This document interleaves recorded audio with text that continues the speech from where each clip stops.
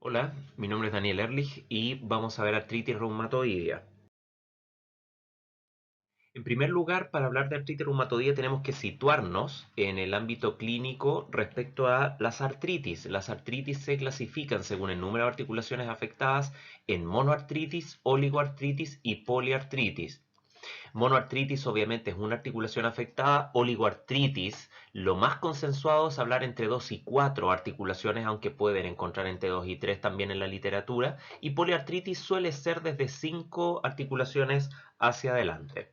Las causas más frecuentes de cada una es lo que tienen que saber, porque esta lista es muy grande, pero tenemos que trabajar por frecuencia en reumatología.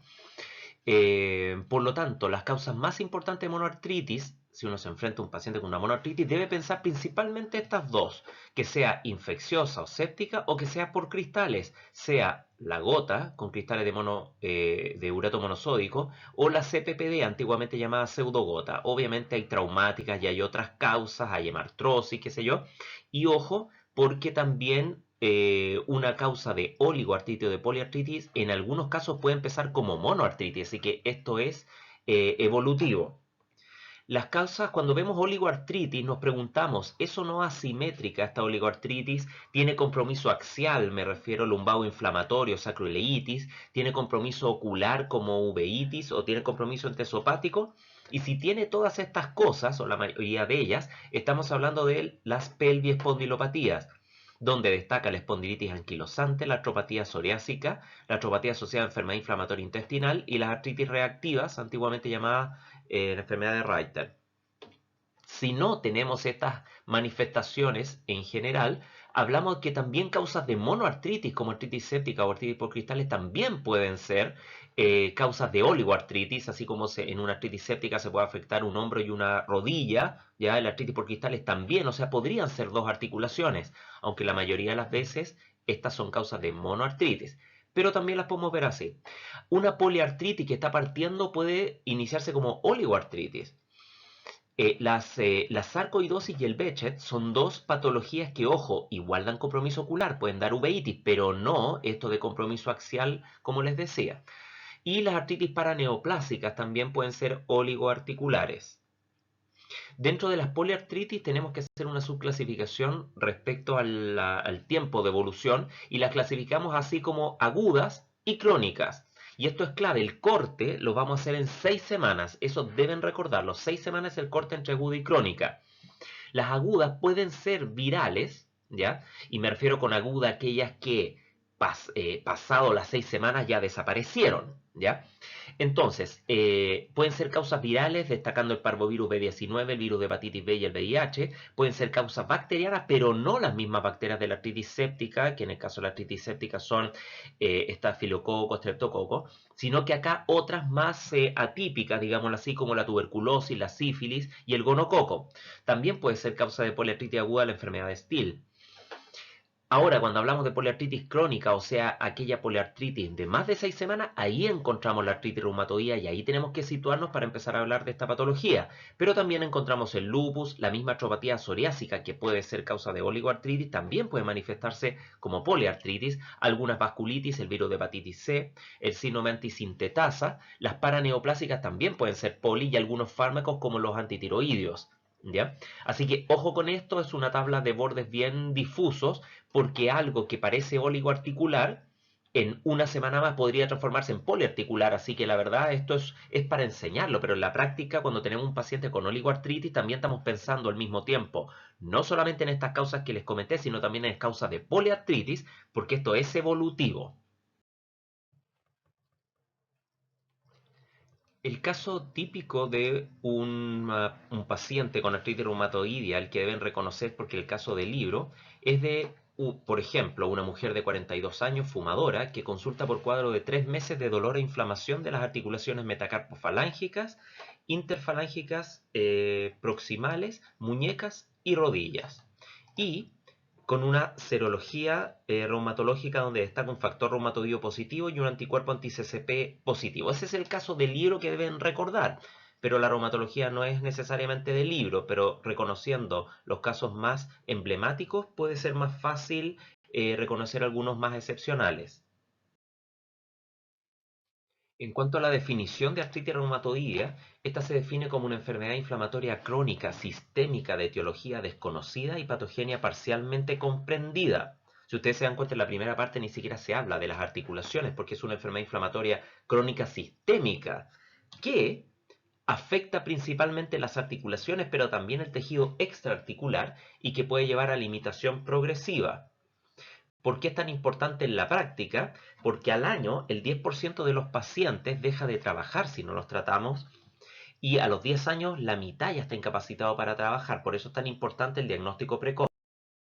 En cuanto a la epidemiología de la artritis reumatoidea, la prevalencia se estima entre 0,5 y 1% de la población y la estadística que hay en Chile al respecto habla de 0,46%. Es la enfermedad del tejido conectivo más prevalente en nuestro país y afecta principalmente a mujeres. La estadística puede variar, pero más o menos entre 2,5 13 a 1. Así que no es tan poco raro ver varones con artritis reumatoidea, con un pic entre los 30 y 50 años. Aunque puede darse cualquier edad, uno tiene pacientes más jóvenes y con mucho más edad que esto también. Existe la R de inicio tardío del adulto mayor. En cuanto a la etiopatogenia, hablando a grandes rasgos, hay temas genéticos, como siempre en estas enfermedades, pero las alteraciones genéticas explican solo entre el 15 y el 35% de la enfermedad. No más que eso, así que tiene que haber algo más. Y estos son los factores ambientales, que es lo que se conoce como el second hit, o sea, el segundo golpe. La genética por sí sola no basta, necesita ese empujoncito para encender la enfermedad.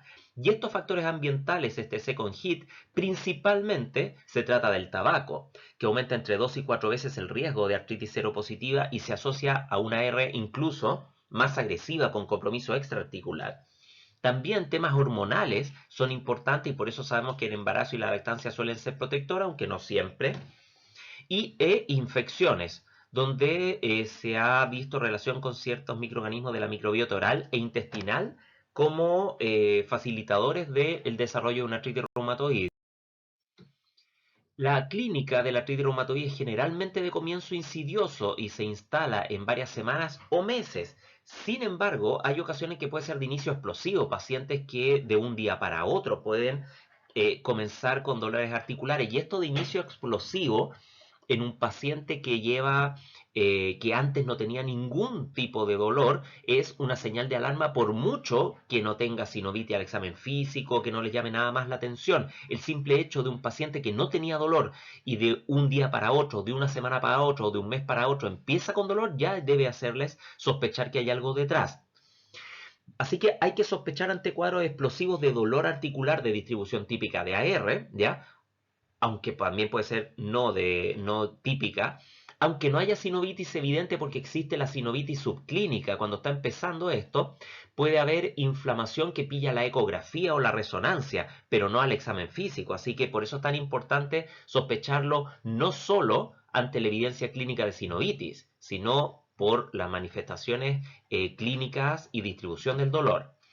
Las manifestaciones, como ya dijimos, no son solo articulares, sino también extraarticulares. Y la clínica articular, que es la más importante, hasta el 70% es de inicio poliarticular, bilateral y aditiva, o sea que se van sumando articulaciones. Y por frecuencia, las más frecuentes son las metacarpofalángicas con un 90%, las interfalángicas proximales con un 87%, y acá está la clave, estas dos son las más importantes. Las metatarsofalancicas e interfalángicas proximales de la extremidad inferior, estamos hablando de los pies, las muñecas, rodilla, tobillo también pueden ser, y codos, hombros y caderas, ¿ya? Ahora, si ustedes se fijan, acá en la imagen y también en la diapositiva en general, las interfalángicas distadas no se afectan por la artritis reumatoide, esas son afectadas por otras cosas, sea por artrosis de mano o por artropatía psoriásica, así que la artritis reumatoide respeta las interfalángicas distales y eso es importante desde el punto de vista clínico para la sospecha diagnóstica. Acá tenemos un caso de una paciente con una R precoz. Esta paciente me consultó con 2 meses de evolución. Ustedes ven que acá las metacarpofalángicas no tienen nada especial, las muñecas tampoco, pero en este caso, miren esa, ¿ya? Miren cómo se pierde la rugosidad normal si la comparamos con este dedo, ¿ya? La interfalange proximal completamente inflamada, ¿ya? Acá también vemos al otro lado que también hay inflamación, acá también. Y ojo, esto puede partir así y en 2 semanas más, por ejemplo, ya tener una paciente que tiene compromiso poliarticular. Así que esto es evolutivo. Lo que no queremos ver es esto, las artritis tardías o ya secueladas. Actualmente es lo que queremos evitar y por eso el diagnóstico precoz, insisto, es el mayor mensaje de esta clase, donde acá ya no hay ningún misterio diagnóstico, acá se ve el engrosamiento ya crónico de las metacarpofalángicas, también engrosamiento de las muñecas, el panus, y acá ya se ven lesiones absolutamente ya irreversibles con desviación en ráfaga cubital. Acá esta paciente tiene nódulos reumatoides también. Entonces, esto es lo que no queremos ver. También existen las deformaciones de los dedos en boutonniere o en cuello de cisne, como ven ahí también. En cuanto a la clínica extraarticular, puede haber mucha clínica extraarticular. Las manifestaciones clásicas extraarticulares número uno eran los nódulos reumatoideos, pero eso se fue quedando atrás en cuanto empezamos a hacer el diagnóstico más precoz. Por lo tanto, ahora vemos poco nódulo reumatoideo. Así que esto no es tan así como sale en esta tabla. Lo que sí es la principal manifestación extraarticular actualmente es el síndrome de Sjögren secundario a la artritis. Eso es lo que más vemos. Ese paciente con artritis reumatoidea que tiene ojo seco, boca seca, piel seca, etcétera. Eso es lo más importante. Pero si ustedes se fijan ahí, pueden haber manifestaciones cardíacas, la pericarditis, enfermedad pulmonar intersticial, hasta incluso manifestaciones vasculíticas. ¿Ya? Acá podemos ver nódulos reumatoideos que son en las superficies de extensión, por ejemplo en los codos ahí. Y la importancia de la clínica extraarticular es que confiere mayor gravedad a la R y empeoran su pronóstico. Las manifestaciones extraarticulares significa una R posiblemente de peor pronóstico. En cuanto al laboratorio específico, porque el general sabemos son parámetros inflamatorios, vamos a pedir VHS, PCR y las cosas básicas, pero el laboratorio específico se basa en dos marcadores principalmente. Uno es el factor reumatoideo, que está positivo hasta en el 80% de los pacientes con artritis reumatoidea. El gran problema de esto es que es muy poco específico, por lo tanto factor reumatoideo podemos tener presente positivo en neoplasia, en pacientes adultos mayores, en cuadros infecciosos, por lo tanto es bien poco específico. ¿Qué importancia tiene que el paciente tenga un factor reumatoideo positivo en un contexto de artritis reumatoidea? Que la presencia del factor reumatoideo, o sea, las AR0 positivas, se asocian a una enfermedad más severa y mayor compromiso extraarticular. El valor en seguimiento es limitado porque varía mucho, por lo tanto a estos pacientes no le estamos haciendo factor reumatoideo cada vez que los controlamos porque eso puede ser bien errático.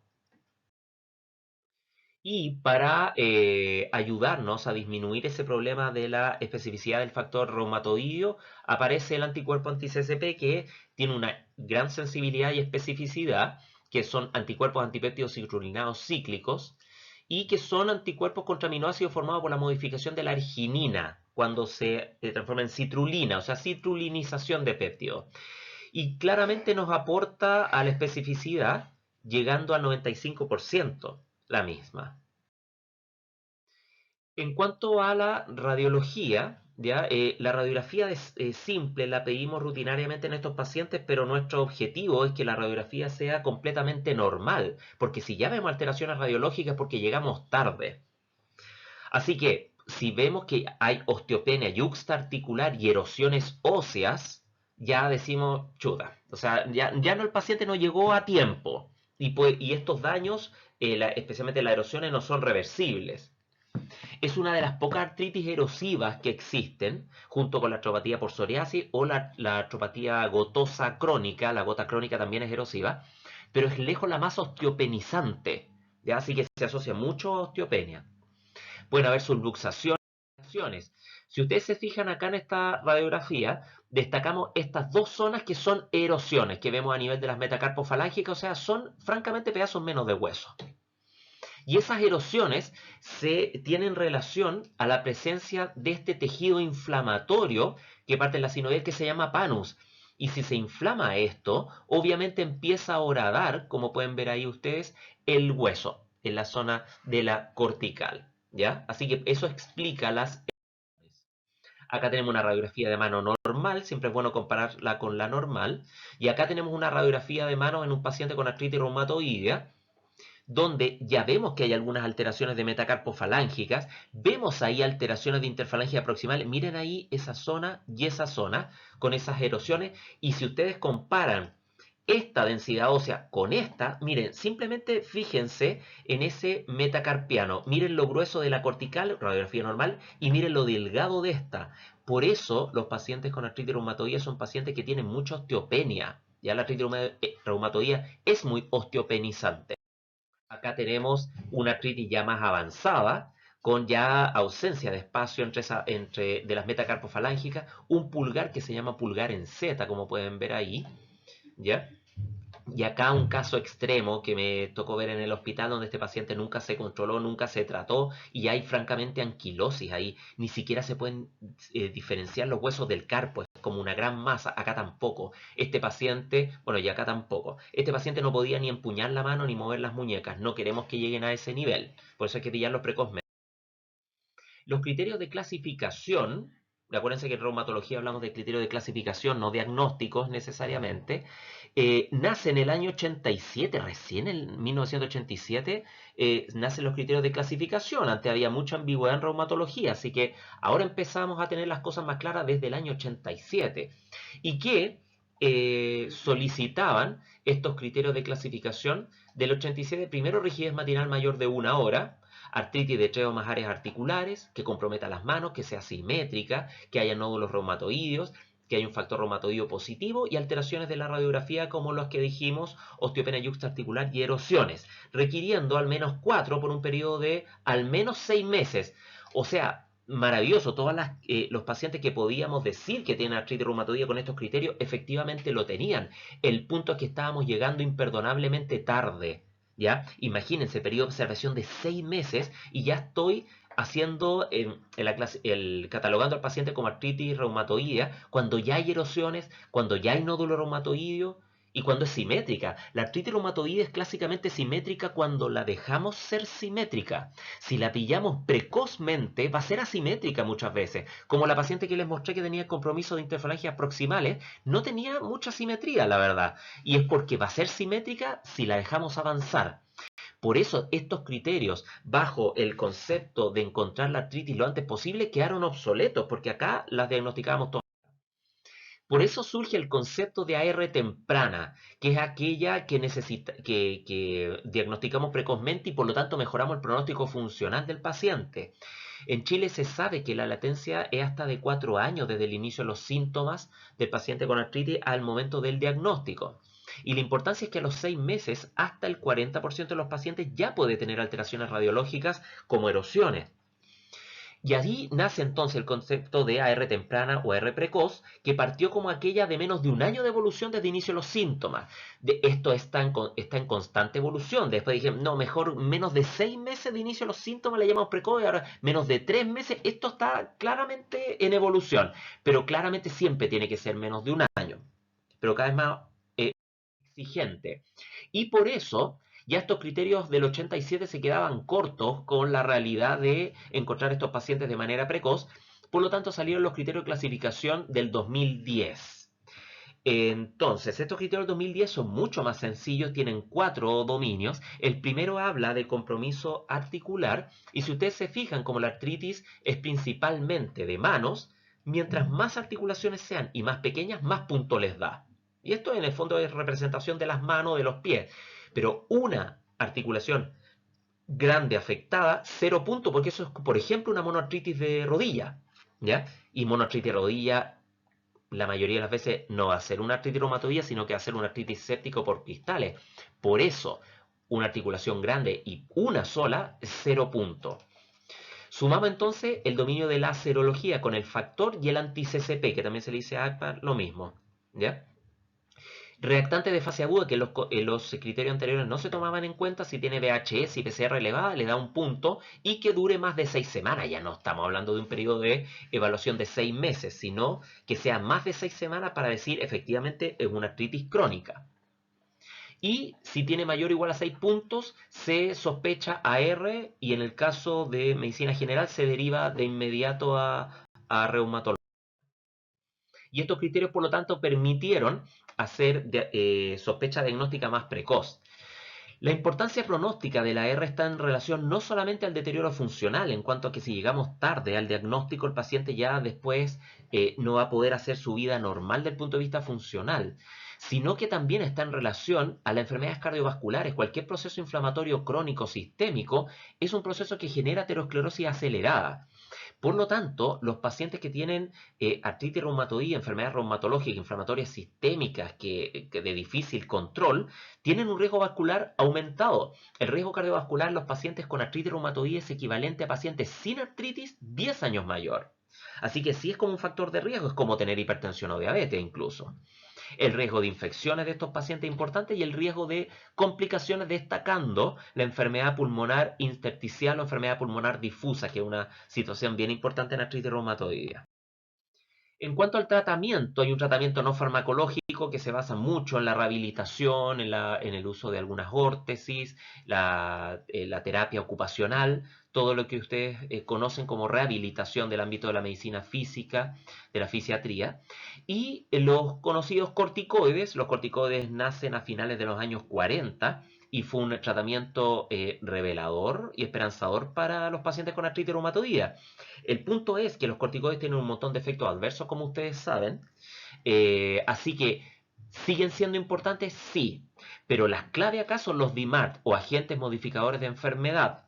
¿Ya? Estos sí son capaces de cambiar el curso de la enfermedad. Los corticoides no son capaces de cambiar el curso de la enfermedad. Ya eso es importante. Por eso estos modificadores de enfermedad son los más utilizados actualmente, destacando el metotrexato, la hidroxicloroquina, la leflunomía, la sulfasalacina y también tenemos la terapia biológica.